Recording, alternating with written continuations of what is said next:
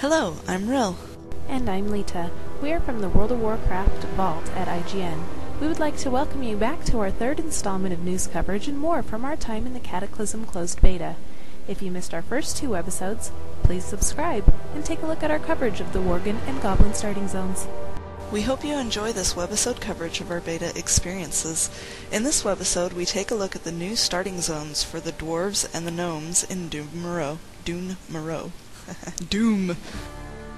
Currently, the gnomes and dwarves start in the same area, though the gnomes do have their own area and most of the quests are in. So, I sent Rill out on her trusty gnome to find their starting area so we could see the quests. We're gonna go ahead and start with dwarves. When you first come in to the zone, you'll find that the whole area is under attack by trogs.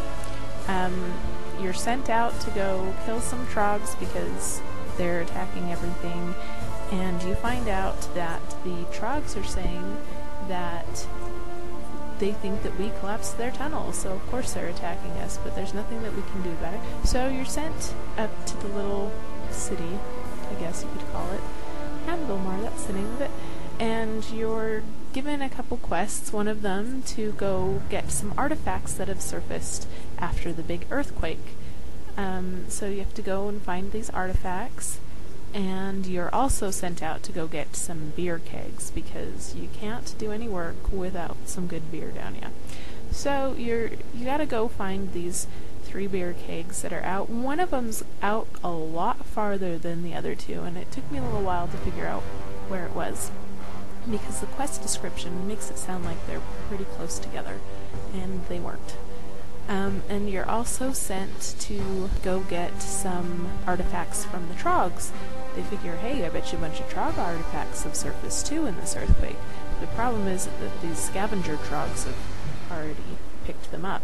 So you gotta go out and fight the scavenger trogs, and as you're fighting them, they throw you their artifact as an attack towards you that gives you the artifact. So it's not something that you're looting off their bodies, they're throwing you their artifacts. When I first realized what was going on, it was pretty funny. So then, you go and you're sent to the small camp by the troll caves. You talk to the guy there and he tells you that you need to go listen to what the troll soothsayers are saying at each of these camps, because they're saying some really weird things and you need to go figure out what's going on, because they don't seem aggressive, but they don't really seem scared. You're trying to figure out exactly where the trolls are standing in all of this. So, and you gotta go collect the little gnome's tools as well. Still, that quest is in, however they did change the location of where the gnome is. So you go and listen to these soothsayers and you find out that the head troll is having conversations with an elemental, a fire elemental, down at the bottom of this cave, who was disturbed by the earthquake, and they think that their leader is going to talk the fire elemental into helping them take the valley. They're going to take Coldridge Valley, and with the help of this fire elemental. So obviously, returning with this information, you're sent to go kill the dude and the fire elemental. After you've gotten that all taken care of... Wasn't that the quest that gave you the picture? Yes, that was the quest that gave me the picture. It had a moving picture of what the NPC that I was going after looked like. It was just like he was standing there, he wasn't attacking or anything, but it reminded me a lot of Harry Potter with their moving pictures and stuff. It was kind of interesting. But so after you eliminate the troll threat, you are sent to go back and collect your provisions so that you can leave and go try and get help for you guys down in the Coldridge Valley, and go see if other people need help as well. And so you have to go and you collect some food and a warm cloak and some clothes, I believe it was. Maybe it was beer, I don't remember. There's 3 things you had to collect. And you put them in a sack. Things get fuzzy when you're drunk. Yeah, shush. So you put them in your bag, and you start trudging up to the tunnel where you would normally exit Coldridge Valley, and as you walk up there and you turn in your quest, another earthquake happens, and the tunnel collapses. And so he sends off a flare and sends you down to a gnome who's got an airplane, and you get an airplane ride out of Coldridge Valley. So when you land, you go and turn in your quest to send help to Coldridge Valley, and the guy's like, "What do you mean they need our help? They've got, just some trogs attacking and some trolls and a fire elemental and a... Well, yeah, I guess that's quite a lot. We'll see what we can do to help them out." I thought that was kind of funny. Thank you, Leetah.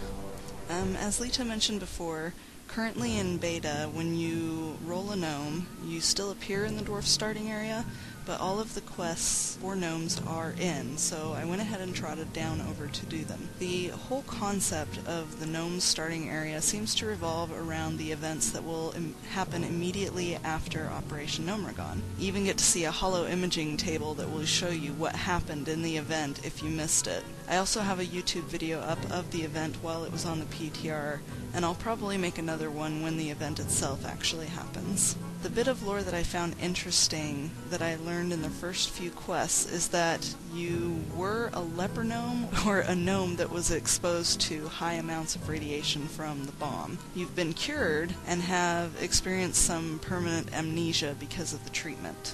So that's kind of the story of how you start out in the new starting area. Some of the quests that you are sent on in this area, too, also involve trying to save other gnomes. I thought it was particularly funny in one quest you had to go kill these slimes that were all over the place, and they had little hats and helmets on, and you're told in the quest that these slimes used to be gnomes, and so you go over and you kill them to get their helmets, and then you bring it back to this doctor guy, and he puts them on his machine, and he reconfigures the gnome, except the gnome that he reconfigures hops off the machine, and he's like short. Even for gnome standards, he's like this tall, and then he kind of walks away and says, "I don't need a doctor," and then he explodes. So I thought that was pretty funny. It was just like all of a sudden he went shooting off into orbit.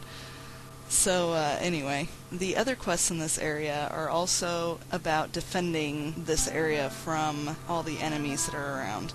The Frostmane Hold used to be full of trolls, but now the trogs have taken over. It seems that one of the earthquakes happened and it broke open a hole in the bottom of the cave, and all these trogs came out and started killing the trolls. Well, now the trogs are starting to kill the gnomes, and so you go over there, you free some gnomes from their cages, and then you help some demolitionists go down and plug up the hole so the trogs stop coming out. That then leaves you free to work on the next quest line, which is to start taking out some of Thermoplug's forces that are still above ground outside of Gnomeregon, and who are trying to take back the airfield that the good gnomes currently occupy. So that's a pretty fun quest. You get to go over and throw some bombs at some mechanical stuff and kill some of Thermoplug's forces. It's pretty interesting, but you find out that one of Thermoplug's lieutenants is actually out on an island in the middle of the lake near Brunel Village.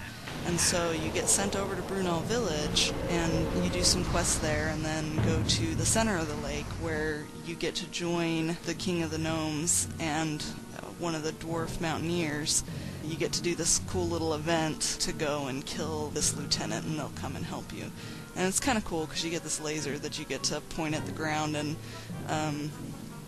the King of the Gnomes will shoot off these different abilities at it, like a laser cannon or missile attack or whatever. That's pretty funny.